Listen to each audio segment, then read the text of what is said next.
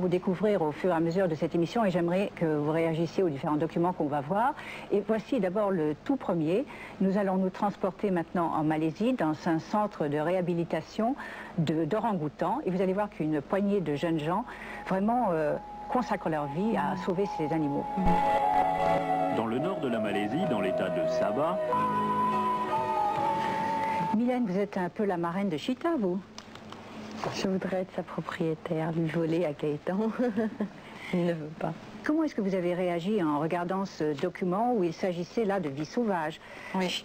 En fait, Non, Chita, alors laisse s'il te plaît le nœud, parce que vraiment on voudrait que Mylène soit habillée jusqu'au bout. Laisse-moi parler, Chita. Ah oui, comment est-ce que vous avez réagi à ce document où on voyait alors des animaux qu'on tente de réhabiliter à la vie sauvage, contrairement à Chita? Moi, je trouve ça formidable. Formidable. Alors, est-ce qu'il y a pas quelque chose d'un peu contradictoire dans votre position qui est d'avoir des animaux chez vous, de les aimer les toucher, et puis justement d'aimer un document comme on vient d'en voir un? C'est vrai, c'est très paradoxal, mais moi je me dis que je préfère voir mes capucins à la maison avec une cage qui est très très grande pour eux. Et je peux les sortir autant de fois que je veux et les promener. Je préfère les voir à la maison que dans une petite cage dans des magasins. Oui, parce que c'est là où vous les avez trouvés. On va aller vous rendre visite dans votre appartement de Beaubourg, où justement vous avez deux petits pensionnaires qui s'appellent comment? Le premier, celui que vous allez voir, s'appelle Iti. Je l'ai depuis maintenant 4 ou 5 ans. C'est un singe capucin. C'est un singe capucin. Voilà. Voilà. Et depuis, j'en ai un autre qui est également un capucin, qui a un pelage beaucoup plus clair et qui a été totalement adopté par Iti. Et ils vivent en semi-liberté chez vous? Semi-liberté, oui. Ils font pas trop de ravages? Le plus petit davantage, parce qu'il est beaucoup plus nerveux, mais elle a un comportement extraordinaire. Et ce sont des animaux que vous avez trouvés ou achetés parce qu'ils étaient, vous avez été ému parce qu'ils étaient dans une toute petite cage? C'est les regards. Moi, j'y attache une importance considérable au regard. C'est vrai que quand je suis rentrée dans ce magasin, j'ai vu le regard d'Iti, qui avait un comportement plutôt passif. Et pour moi, c'était évident que de prendre et de l'avoir à mes côtés et de pouvoir lui donner toute l'affection dont elle avait besoin. Alors, tout le monde se demande comment vous pouvez tourner, travailler et avoir comme ça deux petits singes qui demandent beaucoup de soins et beaucoup d'affection. C'est à peu près compatible dans la mesure où on n'a pas trop de velléité de grande voyageuse que je n'ai pas actuellement. Donc, c'est pouvoir rester à la maison et s'en occuper au maximum. Mais si je dois réellement partir, il y a une personne et une seule qui pourrait s'en occuper. Alors, je vous propose maintenant de repartir dans la nature et nous allons voir l'histoire d'une jeune femme qui s'appelle Stella Brouwer et qui a été très influencée par une autre anglaise, Jane Goodall, qui elle observait les chimpanzés dans la nature.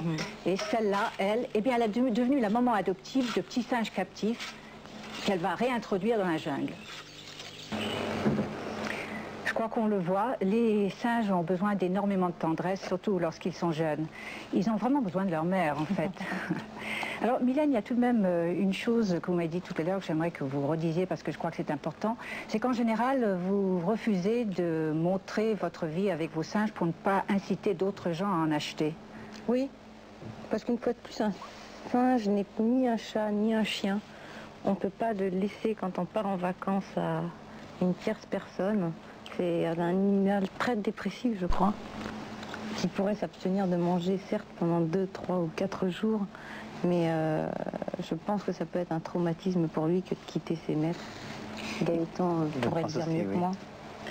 Et est-ce que vous ne pensez pas, enfin, est-ce que vous seriez tenté par une expérience semblable à celle de Stella? Est-ce que vous êtes un jour capable de dire au revoir, je m'en vais et je vais aller m'occuper de singes dans la jungle? Je me sens foncièrement capable maintenant de là à y arriver, à prendre cette décision. Je pense que je le ferai beaucoup plus tard en tout cas, mais je crois que ça ne se fait pas non plus à la légère. C'est rentrer comme on rentre dans un couvent et certainement avoir beaucoup plus de connaissances quant aux singes et à leur vie que je n'en ai moi-même.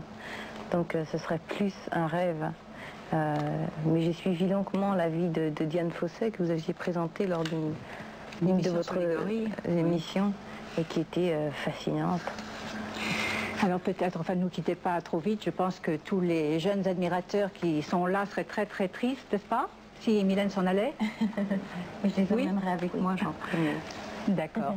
Eh bien, je vous propose de regarder notre dernière histoire, qui est peut-être un peu plus proche de vous, puisque cette fois-ci, elle concerne une vedette de cinéma très connue. Il s'agit de Tippi Hedren, la vedette de Hitchcock dans Les Oiseaux. Alors, regardez comment elle vit, elle. Tippi, c'est vrai que...